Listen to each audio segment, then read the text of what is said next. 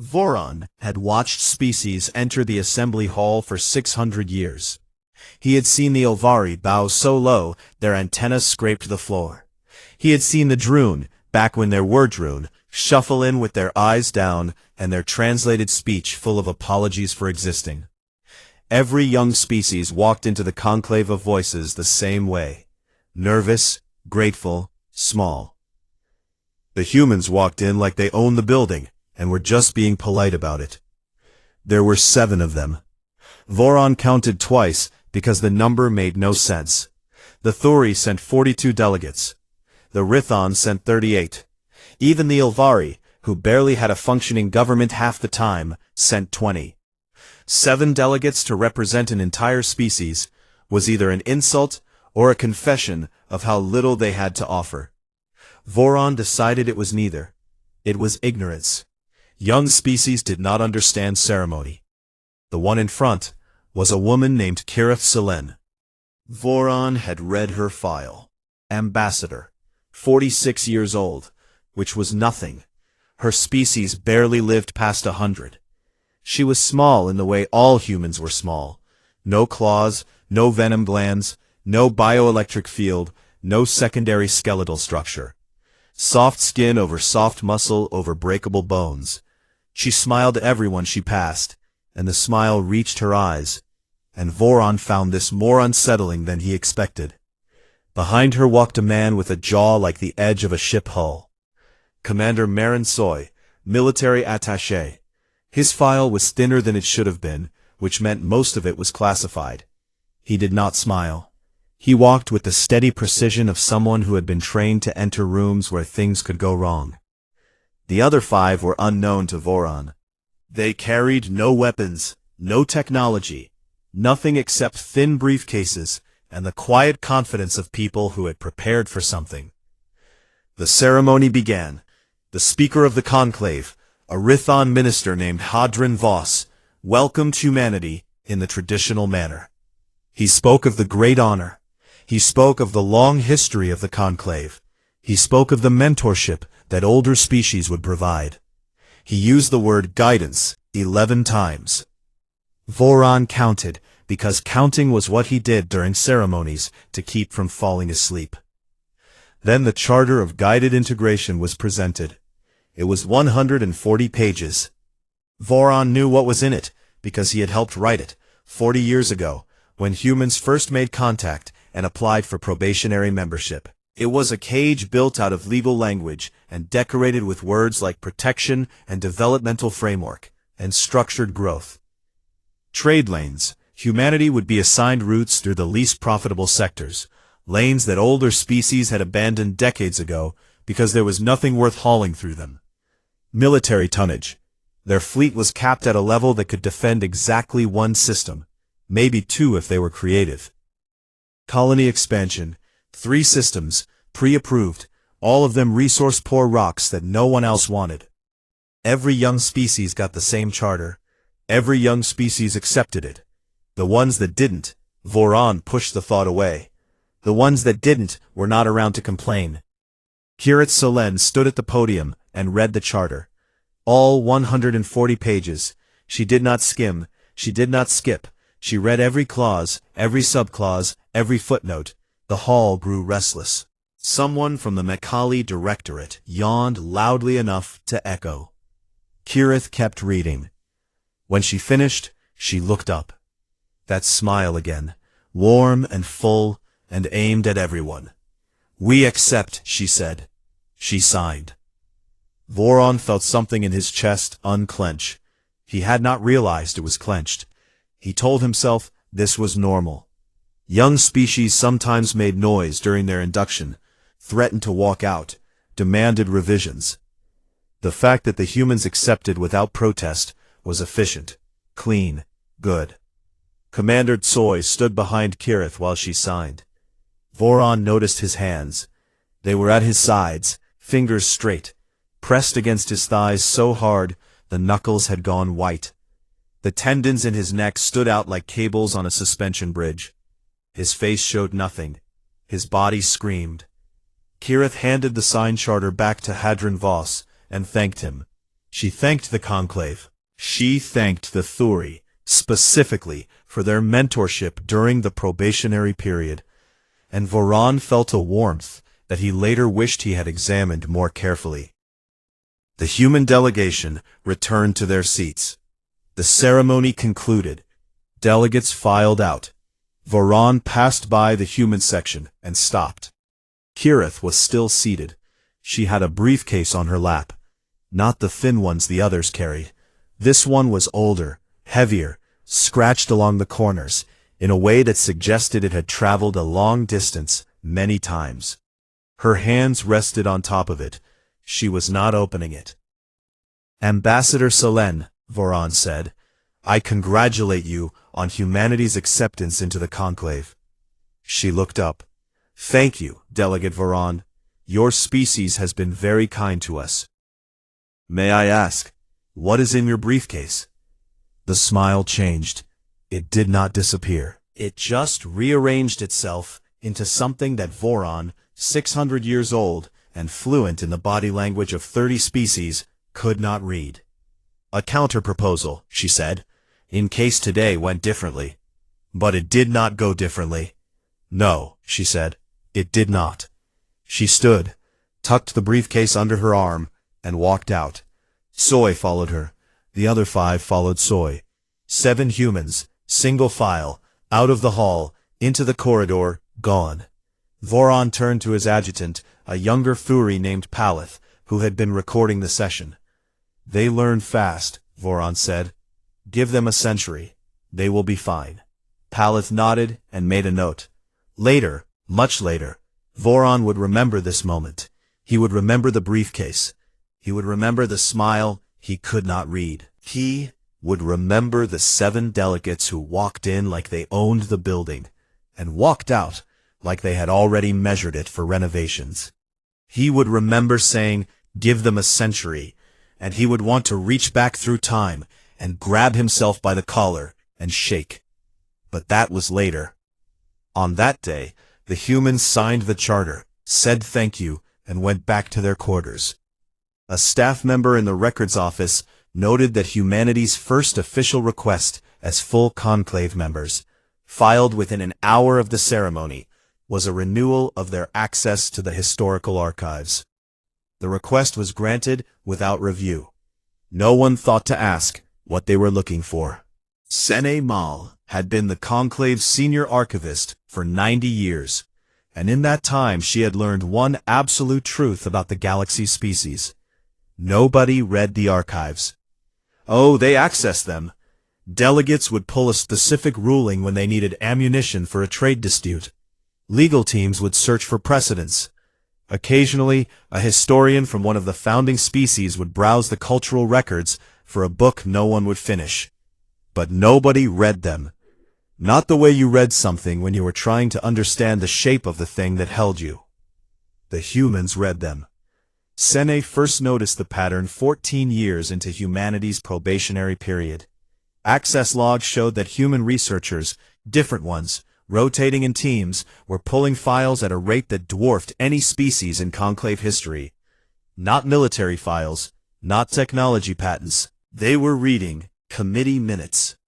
Trade arbitration rulings from 9,000 years ago. Sealed procedural amendments.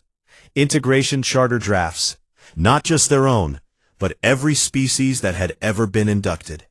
She flagged it to her superior, a Rithan bureaucrat named Hesk, who had held the position for so long he had become a kind of furniture. Curious species, Hesk said. It is what young civilizations do. They explore. They are not exploring, Seni said. They are mapping. Hesk waved a manipulator arm and returned to his lunch. Seni did not return to her lunch. She began tracking the human access patterns herself, quietly, in a personal file she kept separate from the official systems. Over 26 years, she built a picture, and the picture made her stomach do things her stomach was not designed to do. The humans had cross-referencing 11,000 years of Conclave rulings. They had built a database. She could see the shape of it from the access patterns that connected trade decisions to military authorizations, to colonial approvals, to charter amendments. They had mapped the relationships between every founding species and every inducted species. They had tracked which species received lighter restrictions and which received heavier ones, and they had correlated these differences with a single variable: patronage. Species with a founding member patron, a Thuri ally, a Rithan trade partner, a Michaeli client state, received charters that allowed growth. Their trade lanes improved within decades. Their military caps lifted. Their colony restrictions eased. They rose. Species without patrons received the standard charter, the real charter, the one that capped their growth at a level that made independence impossible without centuries of slow accumulation. They became dependent. They stayed small. They provided labor and resources and votes in the assembly, and in return, they received the privilege of being inside the system rather than outside it. Two species, the Droon and the Voscat, had tried to grow beyond their charter restrictions without patron support. Sen pulled their files. She had never read them before. Nobody had in a very long time. The Droon had their trade access revoked after a dispute with the Rithan over mineral rights in a system the Droon had colonized legally. Without trade, their colonies starved. Within 3 generations, they requested voluntary integration into the Rithan economic zone. Their seat in the assembly was dissolved. Their culture, their language, their name, absorbed, dissolved, gone. The Voscats simply vanished from the records. 1 century they were a member species with 12 colony worlds. The next century, their worlds were listed as unclaimed and redistributed. No conflict noted. Just a quiet erasure, like someone had deleted a line from a spreadsheet and never thought about it again. Sene sat in the archive, alone, surrounded by 11,000 years of records, and felt the specific cold of discovering that the house you live in was built on bones. 3 months after humanity's formal induction, she watched them from a distance. They were model members. They paid their tariffs without complaint. They attended every subcommittee meeting. They filed paperwork on time and in the correct format. Kirith Selen appeared at a routine trade subcommittee session. She sat through 2 hours of discussion about shipping lane allocations. When the floor opened for questions, she raised her hand. "Minister Hadron," she said to the Rython chair, "I noticed that Rython-flagged cargo vessels carrying processed minerals through Sector 7G are exempt from the standard transit tariff under Provision 4.12 of the Rython Integration Charter. Is that correct?" Hadron checked his files. "That is correct. The exemption was established during the Rython integration. And the equivalent human-flagged vessels carrying the same processed minerals through the same sector are subject to the full tariff under our charter?" "The charters are species-specific, Ambassador." "Of course. Thank you, Minister. I just wanted to confirm that for the record." She sat down. Hadron moved on. Nobody in the room noticed what had just happened. Sen noticed. She had been watching.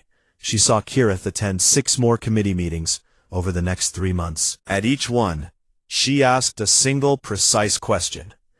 Each question forced a committee chair to confirm on the official record a specific inconsistency between how the charter was applied to founding species and how it was applied to everyone else. Each answer was now part of the permanent record, searchable, citable, admissible. Sene pulled the access logs again. The human research teams had shifted their focus. They were no longer mapping the archive. They were organizing it, sorting it, building something. In a different part of the galaxy, in the 3 resource-poor systems humanity had been assigned, Commander Marin Soy was running fleet exercises. The exercises complied with every tonnage restriction in the charter. The ships were small. The weapons were within legal limits. The formations were standard. Sen would not learn this until much later, but the humans were not practicing how to fight the way the Conclave fought. They were practicing something else, something that did not appear in any tactical manual in the archive, because no one had ever thought of it. This was the thing about humans that Sen was beginning to understand. They did not invent new weapons. They invented new uses for the ones they already had. She sat in the archive on a quiet night shift, the glow of 11,000 years of records casting blue light across her face, and looked at the pattern the humans had built. Not the data itself. She had seen the data. She looked at the shape, the architecture, what it was for. They had not been studying the Conclave to learn how to be good members. They had not been studying it to find advantages or loopholes or shortcuts. They had been building a case. A prosecution, backed by the Conclave's own evidence, assembled from the Conclave's own records, using the Conclave's own rules of procedure. 40 years. They had spent 40 years reading and cross-referencing and waiting and asking no questions until they knew every answer in advance. Seni closed the file. She turned off her console. She sat in the dark for a long time. The humans were coming. Not with ships, not with weapons, with receipts. The notification arrived on Voron's desk at dawn. An extraordinary session of the full conclave, formally requested by the human delegation, under Article 7, Section 31 of the Founding Protocols. Voron read it twice. Then he called Paleth. When was the last time someone invoked an extraordinary session? Paleth checked the records. 2,114 years ago. The Macaulay Directorate requested one during the Spiral Arm trade collapse. And before that? Never. Voron put down the notification. He picked it up again. He put it down. He told himself this was a procedural curiosity.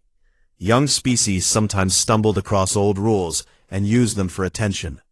It meant nothing. The assembly convened 3 days later. All 38 member species, every seat filled. The hall on Keth Vasur had not been this full since Voron's first century. Delegates who normally sent junior staff showed up in person. The Ilvari sent their prime speaker. The Macaulay Directorate sent all 3 of their rotating chancellors. Everyone wanted to see what the humans were doing. The 7 delegates entered the hall, same formation as the induction ceremony. Kirith in front, Tsoi behind her, the other 5 in a line. They wore the same dark formal suits. They carried the same thin briefcases, but something was different. Voron felt it before he could name it. They were not smiling. Kirith walked to the speaking platform at the center of the hall. She placed her briefcase on the podium. She opened it. She removed a document, physical paper, which was unusual. Most species use digital displays. The paper was thick. There was a lot of it. She looked up at the assembly. 312 delegates from 38 species, seated in a rising arc around her, waiting. Distinguished delegates, she said. Her voice was even, controlled. The translation systems carried it to every seat. Humanity has filed a petition of grievances under Article 7, Section 31 of the Founding Protocols. We exercise our right to present this petition in full session with uninterrupted speaking privilege, as established by precedent. Hadron Voss, the Rythan speaker of the conclave, leaned forward. What precedent, Ambassador? Case 4471R, filed 6,400 years ago by the Thuri Concord, in which the Thuri established that any species invoking an extraordinary session is granted uninterrupted speaking rights for the full duration of the presentation. She paused. The Thuri won that ruling unanimously. Voron felt the floor shift under him. Not physically, structurally. She had just used his own species precedent as a shield, and she had done it in the first 30 seconds. Kirith began reading. The petition of grievances was 4,000 pages long. It was not a plea. It was an autopsy of the conclave itself, conducted with surgical patience and illustrated with the conclave's own records. She started with the Charter of Guided Integration. She read its stated purpose, to protect young species during their period of institutional development. Then, She presented the data. 340 individual instances of asymmetric charter enforcement. Each one documented, each one cited, each one drawn from the official archives. She named species. She named delegates. She read dates and rulings and sealed committee minutes that had been buried so long they had grown digital dust.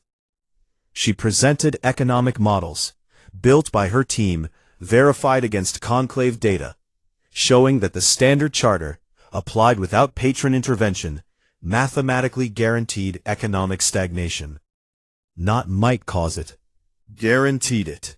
The way gravity guarantees that dropped objects fall. The hall was quiet.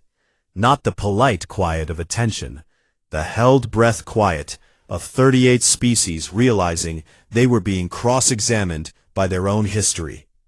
She named the Droon. The Droon were a member species for 412 years, Kirath said.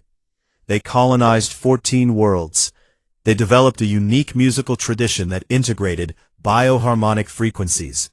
They had a word, Droonathal, that meant the feeling of hearing your child's voice for the first time. There is no equivalent in any other language. When their trade access was revoked, following a dispute they did not start, their colonies could not sustain themselves. Within 3 generations, the Droon requested voluntary integration into the Rithan Economic Zone. Their seat was dissolved. Their worlds were absorbed. Their language is preserved in our archive. Nothing else remains. Silence. She named the Vosket. The Vosket were a member species for 209 years. They had 12 colony worlds. In the year 4822 by Conclave's standard calendar, they appear in the records. In the year 4831, their worlds are listed as unclaimed. There is no war recorded, no conflict, no tribunal, no vote, no explanation. She set down the page she was holding. They had a word, too. We do not know what it was. No one kept it. She said the word extinction 7 times during the petition. Each time the hall flinched, not visibly. Voron could feel it in the air recyclers. 38 species holding their breath at the same moment created a measurable drop in carbon dioxide output. After 4 hours, Voron attempted to intervene. He stood and cited procedural grounds for a recess. Kirath looked at him. Delegate Voron, Case 4471R, grants uninterrupted speaking rights. Your species argued that interruption during an extraordinary session constitutes a violation of the petitioner's sovereign voice. The ruling was unanimous. Would you like me to read it into the record? Voron sat down. The petition continued. 11 hours. The 7 humans rotated speakers. Each one was a specialist. Trade law, military doctrine, colonial policy, economic modeling, xenosociology, archival evidence, and Kirath, who tied them together. They had not brought 7 delegates because they were small. They had brought 7 because 7 was the exact number needed to present every dimension of the case without a single gap. At the end, Kirath returned to the podium. She gathered her papers. She placed them back in the briefcase. This petition does not ask for renegotiation, she said. It does not ask for special treatment. It asks this body a question it has never been asked. She looked at the assembly, every face, every species. By what right? The hall breathed. We request a formal response within 1 standard cycle, she said. We will be in our quarters. She closed the briefcase. Reading, she said. The human delegation walked out. Not fast, not slow. 7 people, single file, through the center of the hall, past 312 silent delegates, and out the doors. Voron did not watch them leave. He was watching something else. The Ilvari delegate, a woman named Sarith Cole, was staring at the doors the humans had walked through. Her expression was not horror. It was not confusion. She looked like someone who had just been handed the word for something she had felt her entire life. Voron looked around the hall. The younger species, the Ilvari, the Ten, the Kashuri, the Osk, They were all wearing the same expression. Not angry, not frightened, awake. Paleth was already looking at him. Neither of them said anything. The hall emptied slowly. Delegates gathered in clusters, speaking in low voices, not meeting each other's eyes.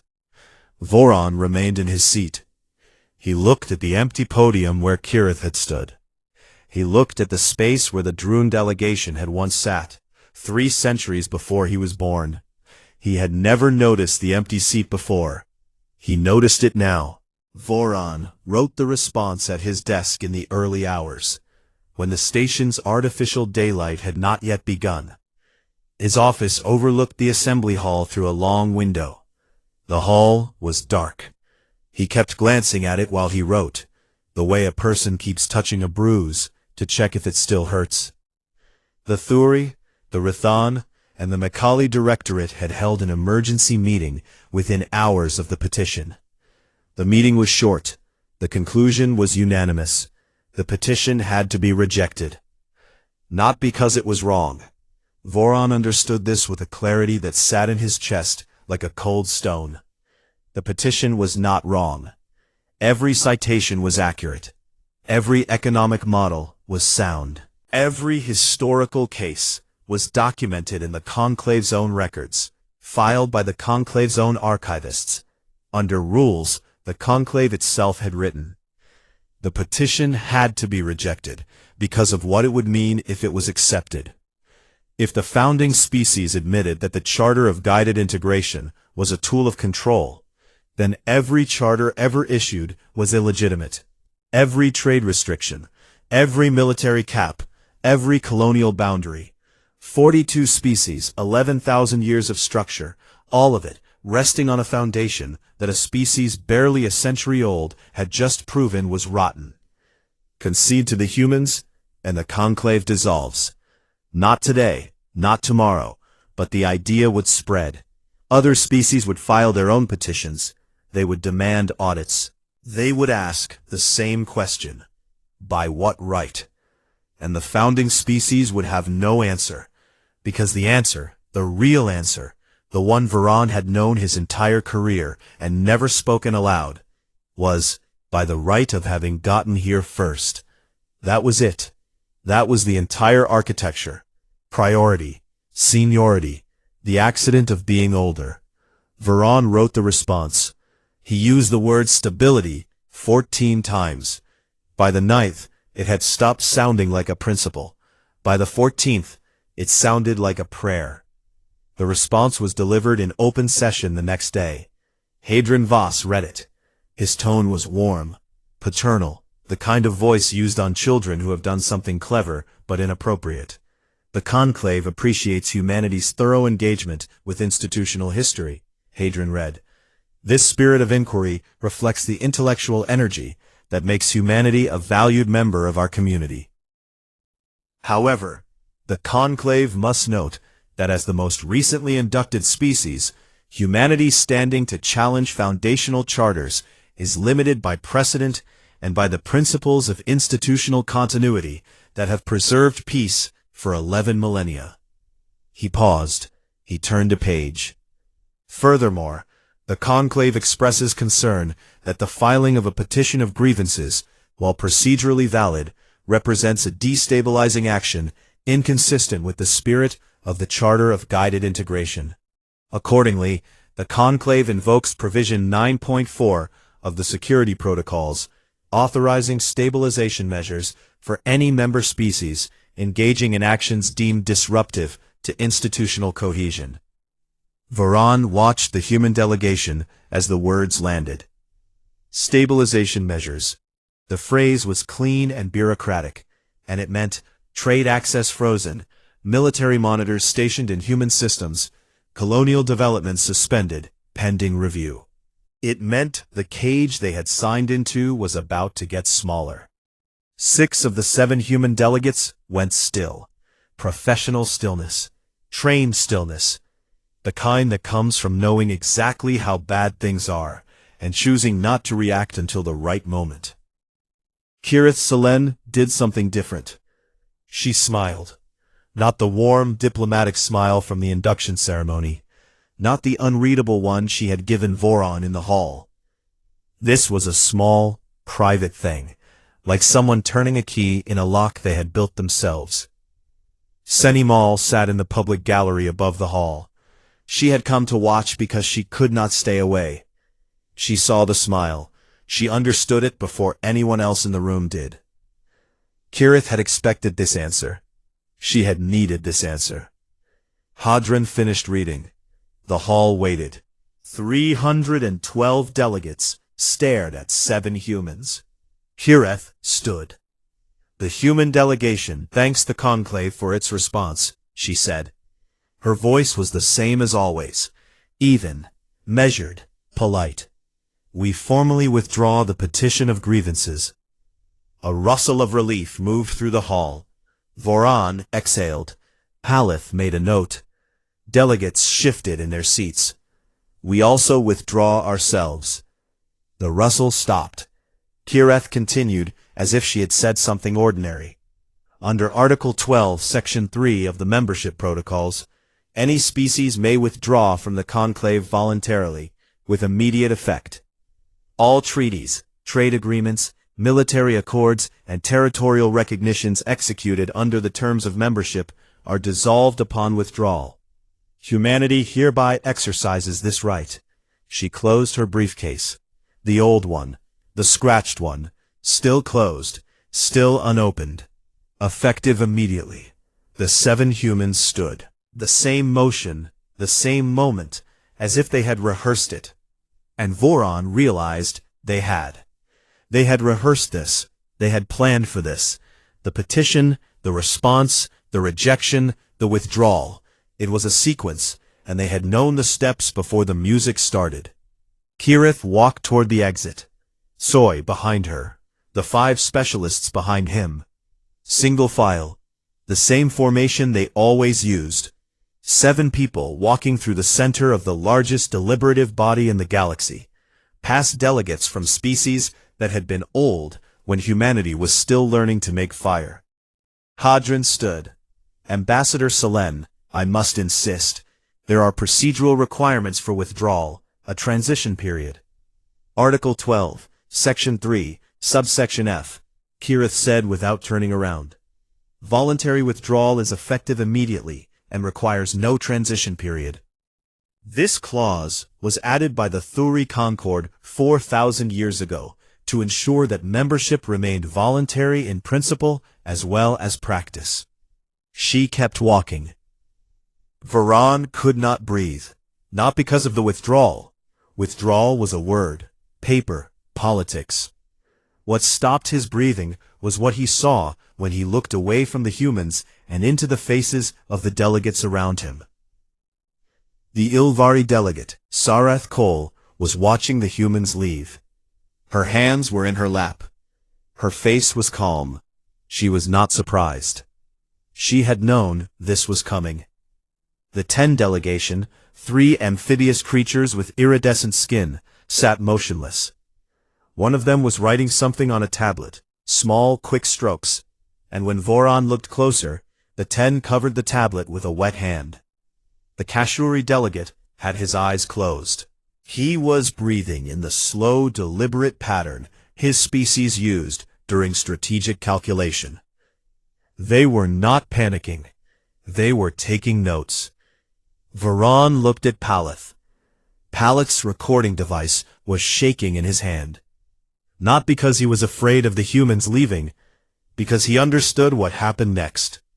The humans' charter, the one Kirith had signed 3 months ago, the cage of trade restrictions and military caps and colonial limits, was a contract. A contract required 2 parties. When one party withdrew, the contract was void.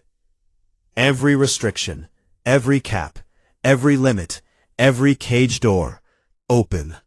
Humanity outside the Conclave was humanity with no leash. No trade lanes. They could trade with anyone, anywhere. No military cap. They could build whatever they wanted. No colonial restrictions. They could expand into any unclaimed system. The Charter had not been protecting the galaxy from humanity.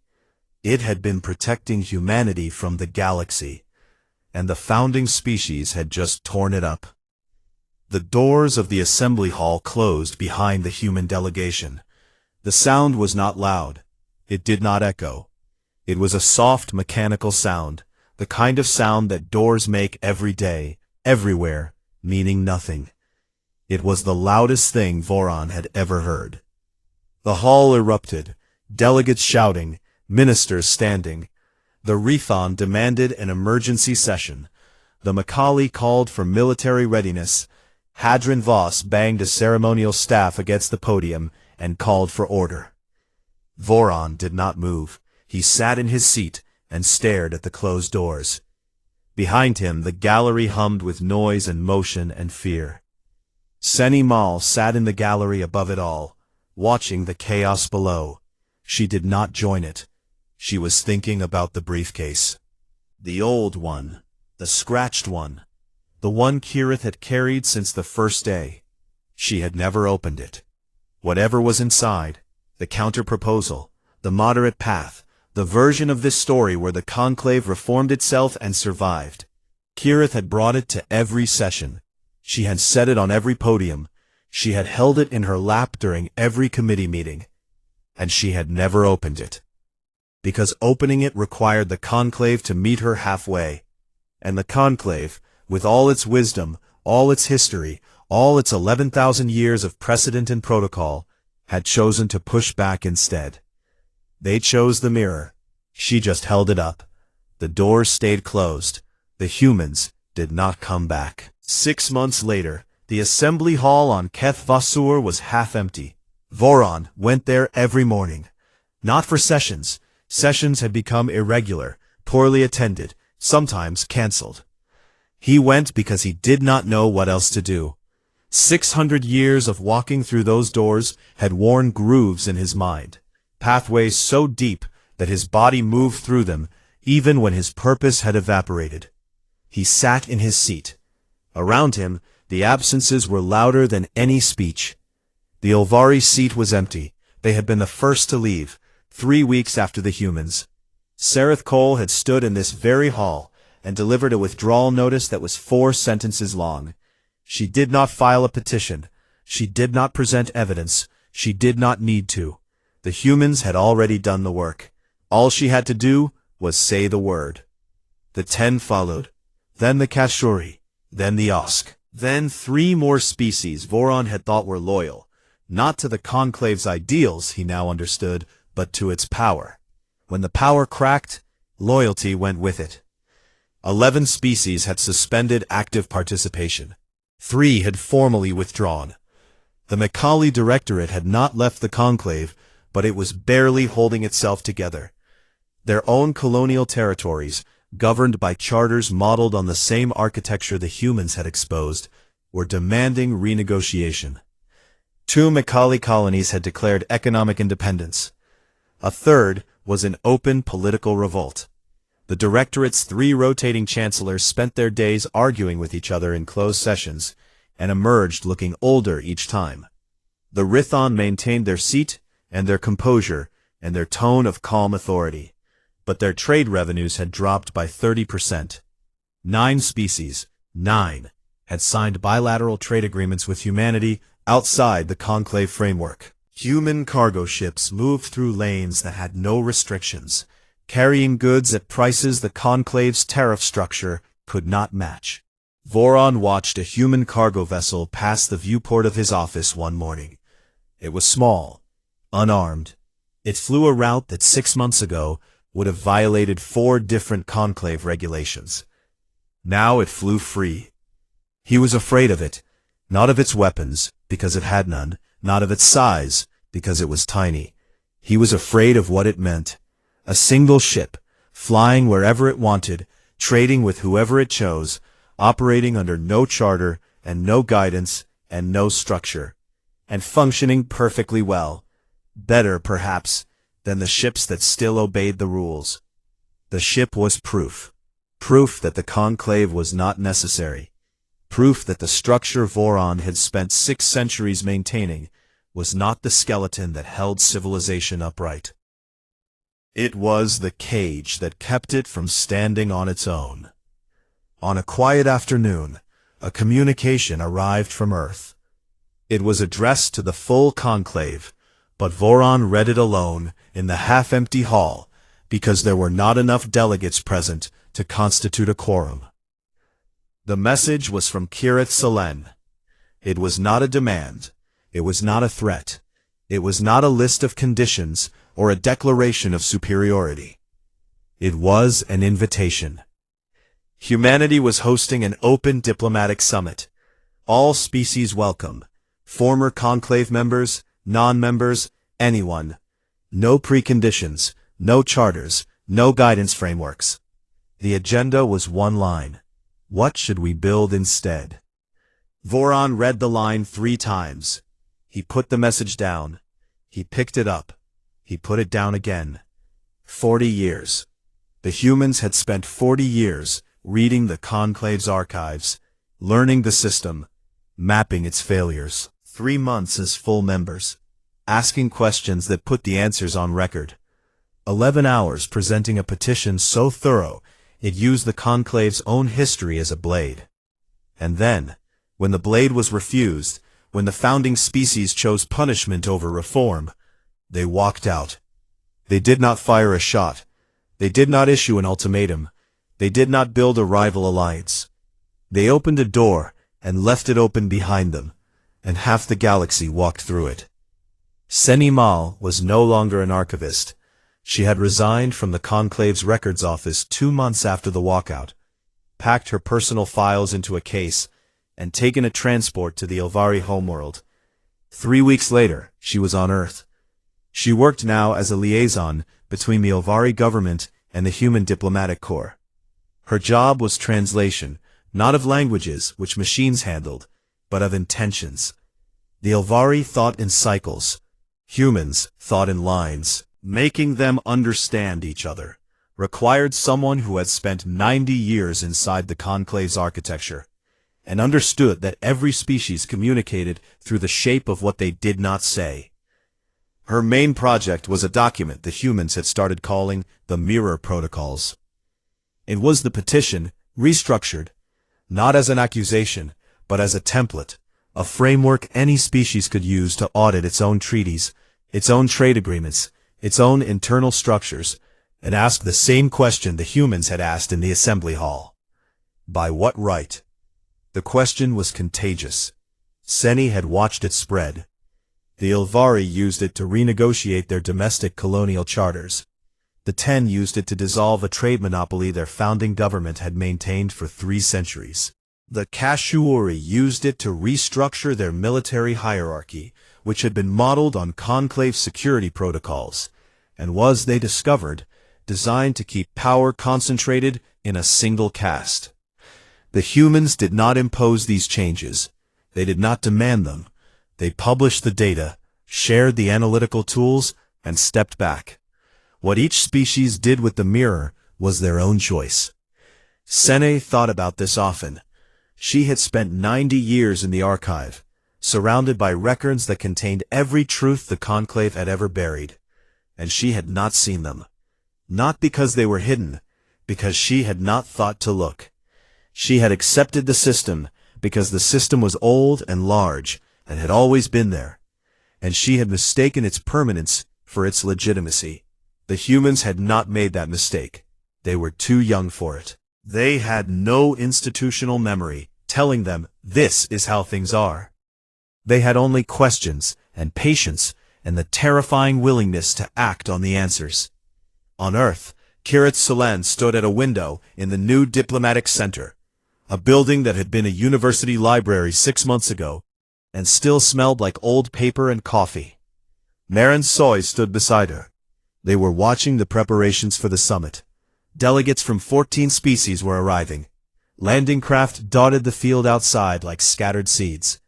What would have happened, Soy asked, if they had accepted the petition? Kirith looked at him.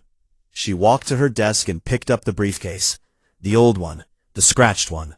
She opened it. Inside was a document, bound, printed on physical paper like the petition. The counter-proposal. Soy had heard about it. but had never seen it. He read the first page. Fair terms. Reasonable modifications to the charter. A 50-year integration ramp that would gradually lift trade restrictions and military caps as humanity demonstrated institutional stability. Mutual oversight committees, shared economic development zones, a reformed induction process for future species. It would have worked. The Conclave would have bent, not broken. The founding species would have kept their seats, their influence, their history, adjusted, reformed, but intact. The system would have survived. Soy stared at the document for a long time. They would have kept everything, he said. Kirith nodded. Everything. The power, the structure, the hierarchy. All of it would have continued, reformed at the edges, but unchanged at the core. The Droon would still be gone. The Vasquet would still be a blank line in the records. The charter would still exist, lighter in language, but identical in function. The reasonable path. She closed the briefcase.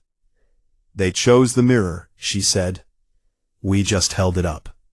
Soy looked out the window at the landing craft, at the delegates emerging, at the representatives of 14 species who had traveled to a small blue planet, because a species they had never taken seriously had done something no one in the galaxy had ever done. Not conquered, not threatened, not negotiated from strength. Asked a question, out loud, on the record, and when the answer was silence, they did not raise their voices. They left the room. Voron stood at the viewport of Keth Vasur. The station still orbited its star. The assembly hall still existed. The lights were still on. The system still hummed. Everything was exactly as it had been for 11,000 years, except for the thing that mattered. Below him, a human cargo vessel completed its transit and jumped to faster than light. A small ship. Unremarkable. He watched the space where it had been. Empty now. Dark. Behind him, the assembly hall's lights illuminated 27 occupied seats out of a possible 42. The session schedule showed 3 cancellations this week. Hadron Voss had requested medical leave. The Rathan trade minister had been recalled to his homeworld. Paleth had stopped bringing his recording device. The lights stayed on. The hall stayed open. Nobody came. Voron had spent 600 years in this building. He had helped write the charters. He had voted for the restrictions. He had watched the Droon seat go empty and told himself it was natural. The way one tells oneself that a crack in the foundation is just the building settling. The hall stretched behind him, beautiful and vast, and engineered for the voices of 42 species. Half the seats were empty. The lights stayed on, because no one had thought to turn them off. Or perhaps because turning them off would mean admitting what the humans had made everyone see, that the light had been illuminating an empty room for a very long time. Voron sat down in his seat. He folded his 4 hands in his lap. He looked at the empty podium where Kirith Selen had stood, and asked a question that had no answer. By what right? He sat there for a long time,